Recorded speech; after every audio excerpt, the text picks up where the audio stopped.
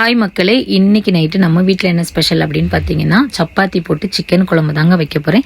இன்னைக்கு மத்தியானம் மகாலட்சுமி அப்படிங்கிற பொண்ணு வந்து காரைக்கால்லேருந்து எனக்கு கால் பண்ணாங்க.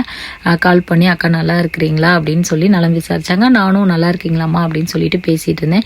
அதுக்கப்புறம் பேசிகிட்டு இருக்கும்போதே அவங்க லைட்டாக அவங்களோட வாய்ஸ் வந்து ரொம்ப டல்லாக போயிடுச்சு.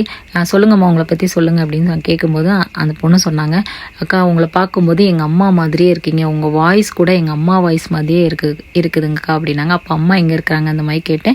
அம்மா தவறிட்டாங்க கொஞ்சம் காலத்துக்கு முன்னாடி அப்படின்னு சொல்லியிருந்தாங்க. எனக்கு ரொம்ப சங்கடமாக இருந்துச்சு.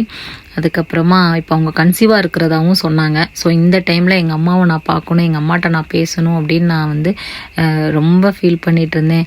இப்போ நீங்கள் என்கிட்ட பேசுனது எங்கள் அம்மாவே என்கிட்ட பேசின மாதிரி எனக்கு ஒரு நிம்மதியாக இருக்குது அப்படின்ற மாதிரி சொல்லியிருந்தாங்க. நான் உடனே சொன்னேன், எந்த நேரம்னாலும் நீங்கள் எனக்கு கால் பண்ணலாமா, நான் வந்து உங்களுக்கு என்ன வேணும்னாலும் நீங்கள் என்கிட்ட கேளுங்க, உங்களுக்கு மனசுக்கு சங்கடமாக இருந்தாலும் என்கிட்ட பேசுங்க அப்படின்ற மாதிரி நானும் சொன்னேன். உண்மையிலே எனக்கு அந்த பொண்ணு என்கிட்ட பேசும்போது எனக்கு ரொம்ப சந்தோஷமாக இருக்குது. அவங்களுக்கு எந்த அளவுக்கு சந்தோஷமாக இருக்கோ அதுக்கு பல மடங்கு எனக்கு சந்தோஷமாக இருக்குது. ஏன்னா இப்போ நான் பேசினதை வச்சு அவங்களுக்கு ஒரு நிம்மதியாக இருக்குது.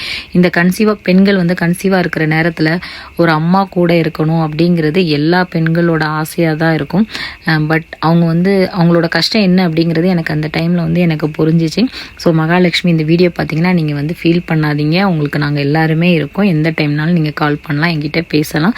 இந்த சோஷியல் மீடியாவில் எங்களுக்கு வந்து இவ்வளோ தூரம் எங்களுக்கு சப்போர்ட் இருக்கும் அப்படின்னு நான் 1% கூட நினச்சி பார்க்கல. ஏன்னா ரொம்ப வருஷமாக நான் வீடியோ போடுறேன், எனக்கு இந்த அளவுக்கு ஒரு ரீச்சும் கிடைக்கல, இந்த அளவுக்கு எனக்கு சப்போர்ட்டும் கிடைக்கல. ஆனால் இந்த ரீசன்ட் டேஸில் நிறைய சொந்தங்களை வந்து நான் சம்பாதிச்சிருக்கேன் அப்படின்னு நான் நினைக்கும் போது ரொம்ப ரொம்ப ரொம்ப சந்தோஷமாக இருக்குது. எளிமையாக நம்ம வந்து நான் வீடியோ போடும்போது நம்ம வந்து இப்படி ட்ரெஸ் பண்ணியிருக்கோம், நம்ம இந்த விறகடுப்பில் சமைக்கிறோம், நம்ம குக் பண்ணுறதுலாம் யாருக்கும் பிடிக்குமோ பிடிக்காது, அந்த மாதிரி நான் ரொம்ப நெகட்டிவாலாம் நான் நினச்சிருக்கேன். ஆனால் இன்றைக்கி அந்த நெகட்டிவ் எல்லாமே எனக்கு பாசிட்டிவாக மாறி இருக்குது. அது எல்லாமே உங்களோட ஆதரவால் மட்டும்தான். ஸோ உங்களில் நிறைய பேர் எனக்கு கால் பண்ணுறீங்க, கால் பண்ணி நல்லா பேசுகிறீங்க. எனக்கு இப்போ நான் என்னோட பர்சனலாக சொன்னோன்னா, எங்கள் அப்பா வந்து 2 வருஷத்துக்கு முன்னாடி தவறிட்டாங்க. அப்போ நான் எந்த அளவில் மன கஷ்டத்தில் இருந்தேன் அப்படிங்கிறது இந்த பொண்ணு சொல்லும்போது நான் வந்து அதை புரிஞ்சுக்கிட்டேன். ஏன்னா நமக்கு அப்பா அம்மா அப்படிங்கிறது வாழ்க்கையில் வந்து ஒரு மிகப்பெரிய சொத்து. அதில் யார் இல்லைனாலும் நம்மளால் அந்த இடத்த வந்து வேற யாராலையுமே ஃபில் பண்ண முடியாது. இந்த உலகத்தில் நம்ம எவ்வளோ சம்பாதிச்சாலும் சரி, எவ்வளோ பெரிய மாளிகையில் இருந்தாலும் சரி, கடைசி காலத்தில் நம்ம கடைசி நொடியில் நம்ம எதையுமே கொண்டு போகிறது கிடையாது.